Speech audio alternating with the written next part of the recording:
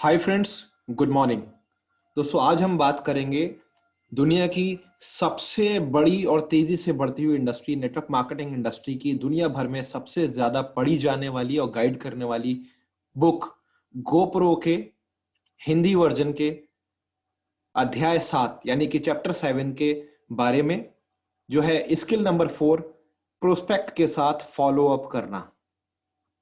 Network marketing में भाग्य follow up पर है, फॉर्च्यून फॉलो अप के अंदर है। मुझे लगता है कि ये सच है, क्योंकि नेटवर्क मार्केटिंग में ज्यादातर लोग बिल्कुल फॉलो अप नहीं करते हैं। यदि आप इस स्किल में मास्टर होना चाहते हैं, तब आपको कुछ महत्वपूर्ण धारणाओं को समझने की आवश्यकता है। धारणा नंबर 1, फॉलो अप मतलब आप वो कर रहे हैं जो आपने कहा था कि आप करेंगे। यदि आपने कहा था कि आप किसी निश्चित समय पर कॉल करेंगे, तो आप करें। नेटवर्क मार्केटिंग प्रोफेशन ऐसे लोगों से भरा हुआ है जहां लोग 1 मिनट में उत्साहित हो जाते हैं और अगले चरण करने के समय गायब हो जाते हैं। अपना व्यापार इलेक्ट्रॉनिक कैलेंडर के अनुसार चलाएं। जो आपने करने को कहा है, वह करने वाले व्यक्ति बने। लोग इसका सम्मान करते हैं। नेटवर्क मार्केटिंग में शामिल होने से पहले मैंने रियल एस्टेट में काम किया। मेरे पिता और उनके साथी ने कंपनी की शुरुआत की थी। मैं एक मैं एक दिन ऑफिस में था और एक व्यक्ति का नाम चक एकॉक मेरे पिता के साथ 10 बजे की मीटिंग के लिए आए थे। उस समय 9:55 थे और मेरे पिता अभी तक ऑफिस में नहीं थे। मैंने चक से बात की और कहा कि मुझे यकीन है कि मेरे पिता जल्द ही आते होंगे। ठीक 10 बजे चक उठे और कहा, अभी 10 बज रहे हैं और आपके पिता यहाँ नहीं हैं। अगर वह मीटिंग फिर से रखना चाहते हैं तो मुझे कॉल करें। मैं विश्वास नहीं कर सकता था कि वह मीटिंग समय के सिर्फ 30 सेकंड के बाद जाने के लिए इतना रास्ता तय करके ऑफिस आए थे। मैंने उनसे कहा, मिस्टर चक, मुझे यकीन है कि वह किसी भी मिनट यहाँ होंगे। आपको जाने की जरूरत नहीं है। और फिर उन्होंने जो कहा मैं कभी नहीं भूल सकता। उन्होंने कहा, बेटा, आप या तो जल्दी आते हैं या देर से आते हैं। वह लेट हैं और मेरा समय कीमती है। अगर वह मीटिंग फिर रखना चाहते हैं तो मुझे कॉल करें। और वह चले गए। मेरे पिता चक से मिलने की उम्मीद में 10:10 पर ऑफिस आए। जो हुआ मैंने उन्हें बताया और जितना मैं चौंक गया था, वह भी उतने ही दंग रह गए। मेरे पिता को देर से आने की आदत नहीं थी। उस सुबह वह अपने समय के साथ थोड़ा पीछे रह गए थे। उन्होंने फिर से मीटिंग का समय निर्धारित किया और मैंने सालों से ध्यान दिया कि मेरे पिता मिस्टर एकॉक से मिलने के लिए हमेशा समय पर आने लगे। इस कहानी में क्या सबक है? मेरे लिए सबक था कि लोग उस व्यक्ति का सम्मान करते हैं जो वह करता है, जो वह करने को कहता है। लोग उस व्यक्ति का भी सम्मान करते हैं जो अपने समय की कदर करता है। यदि आपने कहा था कि उस निर्धारित समय या उस निर्धारित तरीके से आप फॉलो अप करेंगे, तब आप करें या करने का दूसरा समय पक्का करें। धारणा नंबर 2, एक प्रदर्शन एक्सपोजर रखने का एकमात्र कारण अगले प्रदर्शन के लिए पक्का करना है। जब मैंने शुरुआत की थी, मैं हर प्रदर्शन को यह कहकर समाप्त करता था, आप क्या सोचते हैं? किसी ने मुझे नहीं बताया कि मैं जो कर रहा हूं वह सबसे खराब चीजों में से एक थी। यह एक सामान्य बात कहने के समान थी, पर मेरे परिणाम बहुत बुरे थे। मैंने अपने शुरू के सलाहकारों में से एक से मदद करने को कहा और उन्होंने कहा, एरिक, एक प्रदर्शन होने का एकमात्र कारण अगले प्रदर्शन को पक्का करना है। इसने मेरे दिमाग को खोल दिया। मैं सोचता था कि प्रदर्शन को रखने के कारण सिर्फ उस व्यक्ति को ज्वाइन कराना था। उन्होंने मुझे बताया कि यदि तुम हर प्रदर्शन को अगला प्रदर्शन पक्का करने के साथ पूरा करोगे, तब प्रोस्पेक्ट अफसर के बारे में शिक्षित हो जाएगा और वह एक सूचित निर्णय लेगा। मेरे दिमाग में जो लक्ष्य था बदल गया। अब मैं प्रोस्पेक्ट को ज्वाइन कराने को छोड़कर अब मैं अगले प्रदर्शन यानी कि नेक्स्ट मीटिंग के साथ मैं पहले प्रदर्शन के साथ दूसरा प्रदर्शन पक्का करने में लगा, यानी कि करंट की मीटिंग के साथ में नेक्स्ट मीटिंग को फिक्स करने में लगा। फिर अगला, फिर अगला, जब तक वह निर्णय नहीं ले देता। जब मैंने ये छोटा सुधार किया, मेरे परिणामों में बेहतर सुधार होने लगे। हमने पहले बात की कि कैसे प्रोस्पेक्ट को अपने अफसर को दिखाने के लिए प्रोफेशनली आमंत्रित करें। इस प्रक्रिया के अंत में हम कई चरणों के माध्यम से अगले प्रदर्शन को पक्का करते हैं, जिसका अर्थ है फॉलो अप कॉल, जो आपका अगला अपॉइंटमेंट होगा। जब आप प्रोस्पेक्ट को कॉल करते हैं, आप उनसे पूछते हैं कि क्या आपने दिए हुए टूल्स को देखा।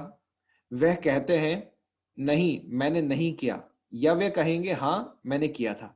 आइए देखें कि आप दोनों मामलों में अगले प्रदर्शन को कैसे पक्का करेंगे। यदि वह नहीं कहते हैं, तो उनके पास टूल्स को देखने का मौका नहीं था। यह महत्वपूर्ण है कि आप उनकी इस कमी के कारण अपनी नाराजगी नहीं दिखाएंगे। यह अजीब लगता है, लेकिन ज्यादातर लोग अपने प्रोस्पेक्ट पर कूदते हैं। मुझे लगता है तुमने कहा था कि मैं पक्का देख लूंगा। यह आपके अच्छे संबंध बनाने में मदद नहीं करेगा। जवाब देने का बेहतर तरीका यह है, ठीक है, मैं समझता हूं कि कभी कभी जीवन व्यस्त हो जाता है। आपको क्या लगता है कि आप ये निश्चित रूप से कब कर सकेंगे? अब आप ये कह सकते हैं, निश्चित रूप से। मैंने दशकों से, बहुत साल से अपने फॉलोअप स्थिति में यह तरीका उपयोग किया है और मैं करता हूं क्योंकि यह काम करता है। किसी भी स्थिति में आप कोई भी भाषा का उपयोग करके अगला समय पक्का करें। जब आप समय पक्का कर लें, उसमें अपनी अगली कॉल का दिन और समय भी शामिल करें और फिर उन्हें कॉल करें और पूछें, आपने कहा था कि आप देख लेंगे। यदि आप उन्हें निर्धारित समय पर कॉल करते हैं और वह अभी भी उन टूल्स को नहीं देख पाते हैं, तब आप ऊपर बताई हुई प्रक्रिया को दोहराएं जब तक वह देख नहीं लेते। याद रखें, वह अगला समय निर्धारित कर रहे हैं और आप प्रोफेशनल की तरह फॉलो अप कर रहे हैं, जैसा कि आपने कहा था कि आप करोगे। यदि आप प्रोस्पेक्ट को कॉल करते हैं और वह हाँ कहता है, तब आप उनसे कुछ बुद्धिमान सवाल पूछेंगे। सबसे पहली बात, आप ये नहीं पूछेंगे आप क्या सोचते हैं। यह आपके प्रोस्पेक्ट के दिमाग में आपत्तियों भरे सवाल पैदा करता है। सबसे बेहतर फॉलो अप सवाल जो मैं उपयोग करता हूं, आपको सबसे अच्छा क्या लगा। यह सवाल आपको एक सकारात्मक दिशा में ले जाएगा और आपको प्रोस्पेक्ट की पसंद जानने का सुराग देगा। अगर वह कहते हैं उत्पाद, तब आपका अगला प्रदर्शन उत्पाद से संबंधित होना चाहिए। यदि वे कहते हैं आर्थिक स्वतंत्रता, तब आपका अगला प्रदर्शन अवसर से संबंधित, यानी कि बिजनेस अपॉर्चुनिटी से संबंधित होना चाहिए। एक और बड़ा सवाल, 1 से 10 के पैमाने पर पूछने के लिए। 1 पर शून्य, शून्य रुचि और 10 पर शुरू करने को तैयार है। आप अभी कहां पर हैं? इस सवाल में 1 से ऊपर कुछ भी अच्छा है और यह बताता है कि उन्हें कुछ रुचि है। अधिकतर समय आपको 5 या 6 मिलेंगे। कोई फर्क नहीं पड़ता कि वह आपको कितने नंबर देते हैं। आपको जानना है कि आप उन्हें कैसे उच्च नंबर प्राप्त करने में सहायता कर सकते हैं। आमतौर पर इसका जवाब उस जवाब के साथ मिलेगा, आपको सबसे अच्छा क्या लगा। यदि जवाब बहुत सकारात्मक है और संख्या काफी अधिक है, तब आप सीधे जॉइनिंग पर आ सकते हैं। यह अगले खंड में बताया जाएगा। अगर उनके नंबर अब भी कम हैं, तब आप सिर्फ अगला प्रदर्शन को निर्धारित कर सकते हैं। वह उत्पाद उपयोग करना चाहते हैं, इसलिए आप उसमें मदद करें और फॉलो अप का दिन और समय निर्धारित करें और उनका अनुभव प्राप्त करें। वह मार्केट प्लान को समझना चाहते हैं, इसलिए आप उन्हें घर के लिए कुछ टूल्स दें, जिससे वह अपने पति या पत्नी से सलाह लें और फॉलो अप का दिन और समय निर्धारित करें। जो कुछ भी हो, आप एक प्रदर्शन को अगले प्रदर्शन को निर्धारित करे बिना खत्म नहीं करें, कभी नहीं। अगर आप ऐसा करते हैं, तब सब खत्म हो जाएगा। शुरुआत में मेरे साथ ऐसा ही हुआ था। मैं किसी को अवसर दिखाने के लिए मौका देखता था। जब मैं अवसर दिखा देता था, तब मैं पूछता था, तो आप क्या सोचते हैं? वह आमतौर पर उलझन में होते थे। मैं आपको बता दूंगा, या मैं आपके पास वापस आता हूं, या मुझे इसके बारे में और सोचने की जरूरत है, या कुछ इसी तरह वह कहते थे और वह चले जाते थे। जब मैं उन्हें कॉल करने की कोशिश करता, मैं उन्हें सिर्फ परेशान कर रहा था। जब मैंने खुद को बदला और कोई भी प्रदर्शन अगला प्रदर्शन निर्धारित करे बिना खत्म नहीं किया, तब सब कुछ बेहतर होने लगा। मैं एक प्रोफेशनल की तरह नियंत्रण में था। प्रोस्पेक्ट मेरा और मेरे अफसर का ज्यादा सम्मान करने लगे थे। यह सब कुछ हुआ मानसिक रूप से एक छोटे से परिवर्तन से। धारणा नंबर 3, प्रोस्पेक्ट को ज्वाइन कराने में औसतन 4 से 6 प्रदर्शन एक्सपोजर्स यानी कि फॉलोअप लगते हैं। जब लोग ये नहीं समझते कि एक प्रदर्शन का एकमात्र कारण अगले प्रदर्शन को पक्का करना है, तब वे प्रोस्पेक्ट और खुद पर अधिक दबाव डालते हैं। कुछ करेंगे, कुछ नहीं करेंगे, तो क्या हुआ, अगले हैं। एमएलएम के इस कल्चर में लोग एक व्यक्ति पर एक बार हथौड़ा मारते हैं और अगर वह तुरंत ज्वाइन नहीं होते हैं, वह आगे बढ़ जाते हैं और कभी उनका फॉलोअप नहीं करते हैं। कई मामलों में वह अपने खराब रवैये से प्रोस्पेक्ट के साथ संबंधों को हानि पहुंचाने वाले कदम उठा लेते हैं।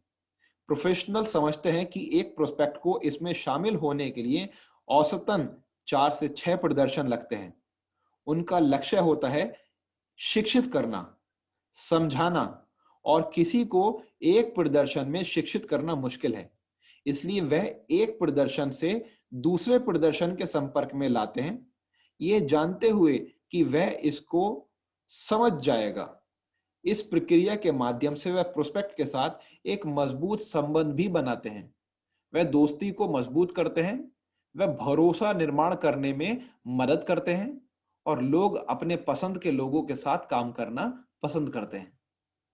4 से 6 प्रदर्शन औसतन है, जिसका अर्थ है कि प्रत्येक व्यक्ति जो पहले प्रदर्शन में शामिल हुए, वह एक ऐसे व्यक्ति होंगे जो ज्वाइन कराने के लिए 10 से अधिक प्रदर्शन लेंगे।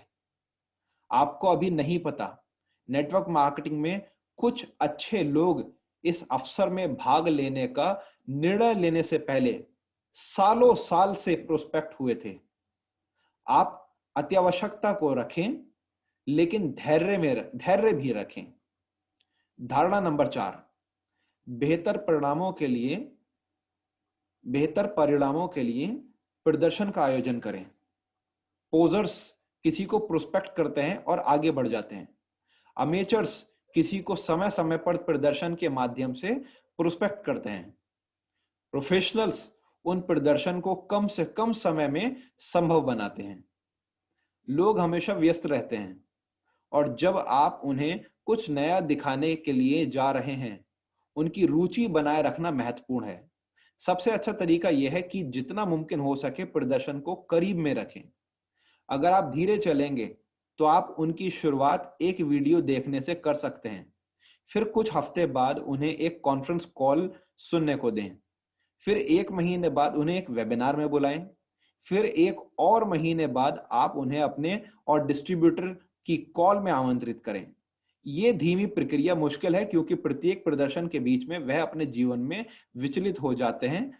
यह लगभग हर समय शुरू होने जैसा है। दूसरी ओर, यदि आप उन्हें वीडियो देखने को देते हैं, फिर कॉन्फ्रेंस कॉल में शामिल करते हैं, फिर उत्पाद उपयोग कराते हैं, फिर वेबिनार पर जाएं, फिर एक लाइव मीटिंग में शामिल होते हैं और ये सब 1 हफ्ते में करते हैं, आप वास्तव में उन्हें इस बारे में सोचने का अवसर देते हैं कि यह उनके जीवन को कैसे बदल सकता है।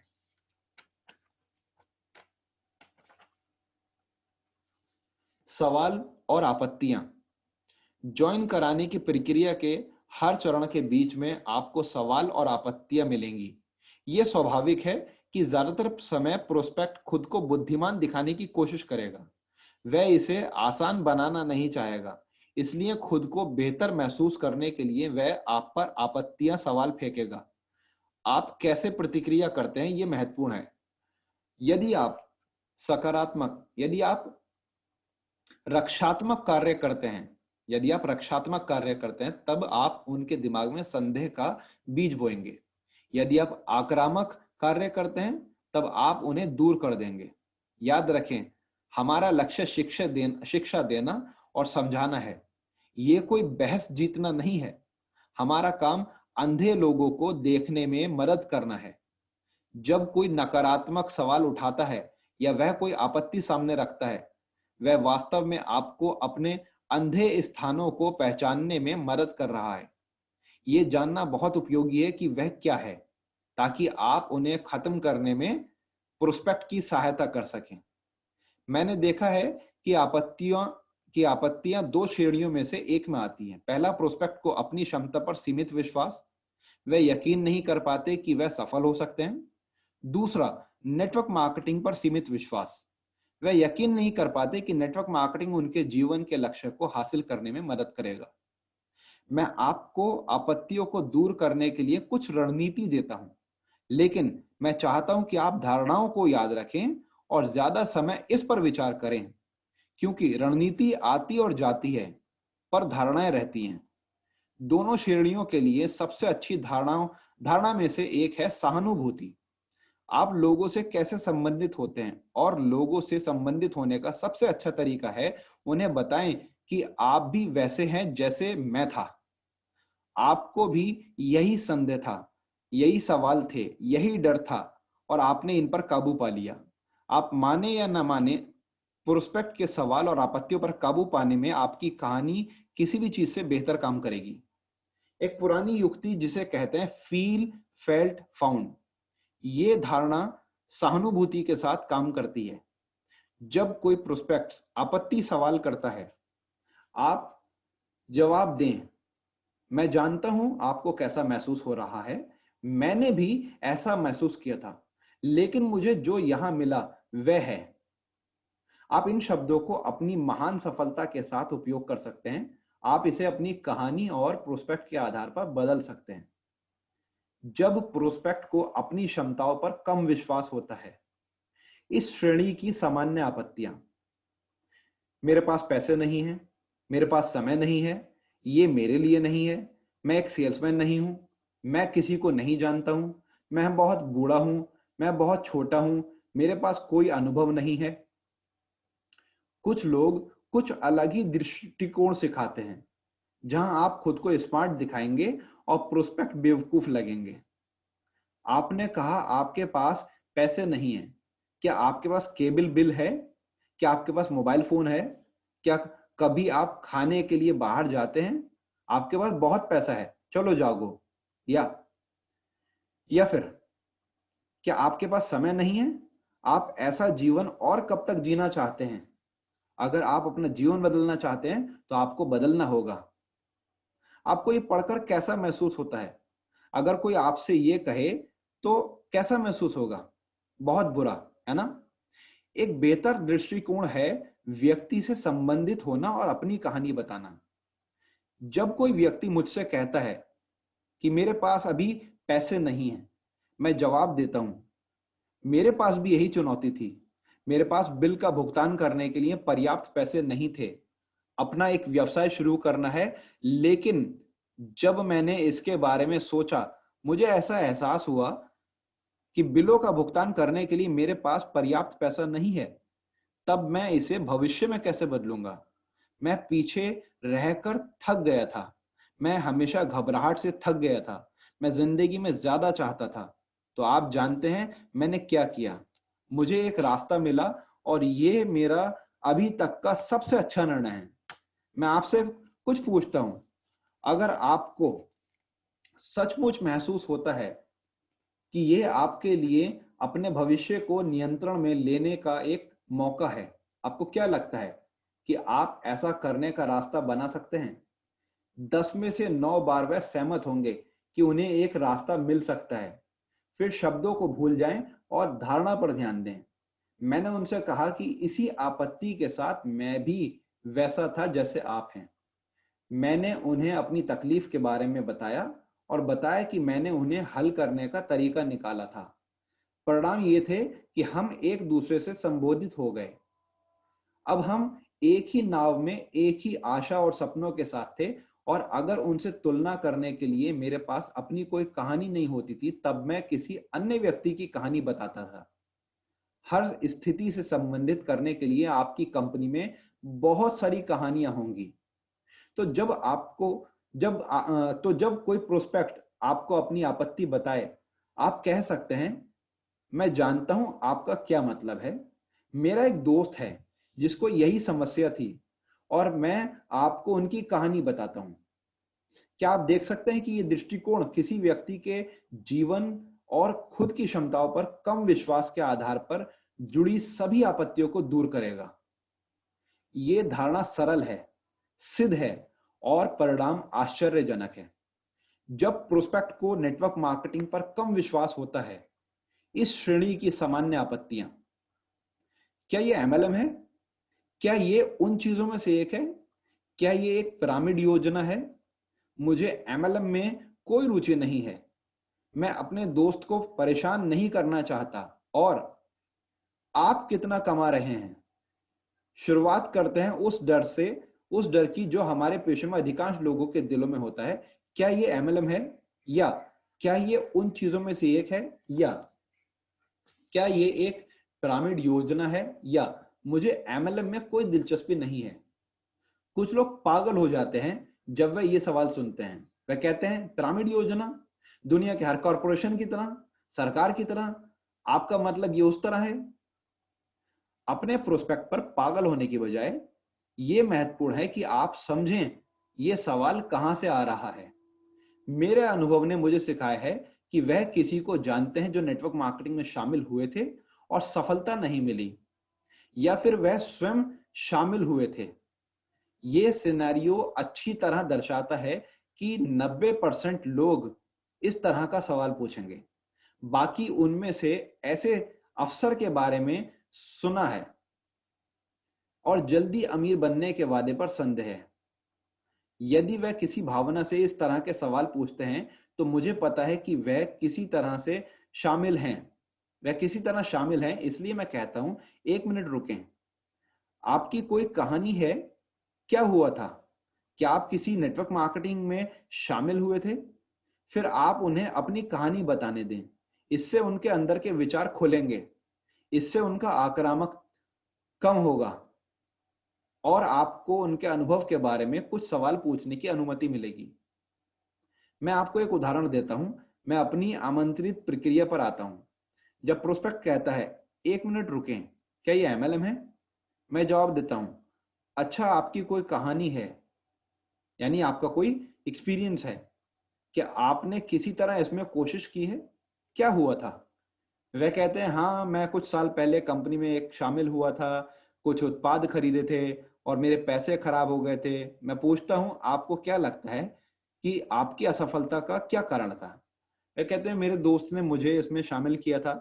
मेरे पास ज्यादा समय नहीं था और मैं सोचता था कि ज्यादा लोगों को ज्वाइन करा लूंगा, लेकिन मैं नहीं करा पाया। मुझे लगता है मेरी दिलचस्पी खत्म हो गई। मैंने पूछा, आपको क्या लगता है कि आपने पूरी लगन से मेहनत की थी? वह कहते हैं, नहीं, सच में नहीं। मैंने पूछा, क्या आपको लगता है कि नेटवर्क मार्केटिंग में खराबी है, या आप सोचते हैं कि शायद आपका समय सही नहीं है? वह कहते हैं, हाँ, समय सही नहीं था। मैंने ऐसे हजारों लोगों से बात की है और सब कुछ अलग थे। लेकिन अगर आप उनसे कुछ सवाल करते हैं और इस प्रक्रिया में संबंध कायम करते हैं, तब आप तब आपके पास अच्छा मौका होगा उनकी बंद आंखों को खोलने में मदद करने में और जो अवसर आप दे रहे हैं उसे देखने में। इसी के साथ आप यह बताकर उनसे संबंधित हो सकते हैं कि आपको भी यही आपत्ति थी और आपने इसे कैसे दूर किया। यदि कोई मेरे साथ पिरामिड शब्द उपयोग करता है, मैं हमेशा कहता हूं, जी नहीं, पिरामिड योजनाएं अवैध होती हैं और मैं कभी भी कुछ अवैध कामों में शामिल नहीं होता हूं। जो लोग बिना भावनाओं के सवाल करते हैं, मैं आमतौर पर इसका जवाब देता हूं, हाँ, ये नेटवर्क मार्केटिंग है, तुम इसके बारे में कुछ जानते हो? मैं दोबारा सवाल करता हूं और जवाब की प्रतीक्षा करता हूं। उनके जवाब में मैं और सवाल पूछता हूं और इस प्रक्रिया के माध्यम से मैं शिक्षित और समझाने का लक्ष्य प्राप्त कर लेता हूं। मैं अपने दोस्तों को परेशान नहीं करना चाहता, ये थोड़ा अलग है। फिर मैं अपनी या किसी अन्य व्यक्ति की कहानी बताकर उनसे संबंधित होता हूं और फिर मैं सवाल पूछता हूं, आपको ऐसा क्यों लगता है कि आप अपने दोस्तों को परेशान करेंगे? या अगर आप सच में उत्पाद पर विश्वास करते हैं तो क्या आप अपने दोस्तों को इसके बारे में बताएंगे? और अगर मैं आपको दिखा सकूं कि हम कैसे ये उत्पाद दूसरों को बताते हैं बिना सेल्समैन दिखे, तो क्या यह आपकी सहायता करेगा? इस श्रेणी के अंतिम में इस श्रेणी के अंतिम में है, आप कितना कमा रहे हैं। अगर आप पहले से ही पैसे कमा रहे हैं तब यह जवाब देने के लिए अच्छा सवाल है। यदि आपने नहीं कमाए हैं तो आपका जवाब इस बात पर निर्भर करता है कि आप इसमें कब से शामिल हैं। अगर आप बिल्कुल नए हैं तो आप उन्हें बता सकते हैं कि आपने अभी शुरुआत किया है। यदि आप कुछ समय से काम कर रहे हैं और अभी तक बड़ा पैसा नहीं कमाया है, तब आप उन्हें बता सकते हैं कि आप इसे पार्ट टाइम कर रहे हैं और अपने भविष्य के बारे में सच में उत्साहित हैं। आप ये भी कह सकते हैं कि आप इस कंपनी के साथ अपने भविष्य के बारे में उत्साहित हैं क्योंकि आप जानते हैं कि चीजें बदलेंगी नहीं जब तक आप उन्हें बदलने के लिए कुछ नहीं करेंगे।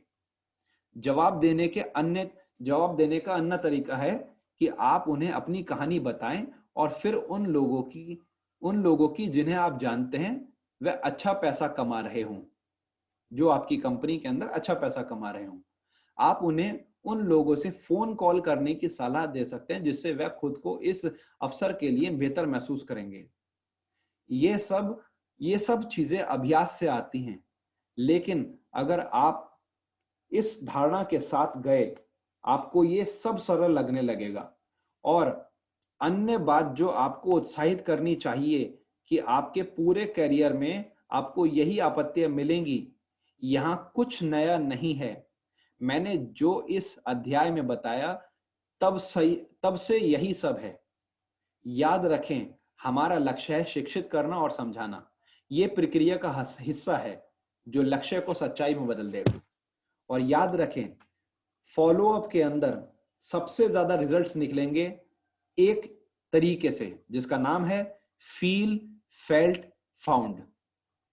इस फील फेल्ट फाउंड के तरीके के ऊपर अच्छे से नॉलेज लीजिए, इसकी प्रैक्टिकली प्रैक्टिस कीजिए और मैक्सिमम अपने फॉलो अप में इसे यूज कीजिए। आपके रिजल्ट्स बहुत बढ़ जाएंगे। ये वीडियो अपनी पूरी टीम तक पहुंचाएं। धन्यवाद।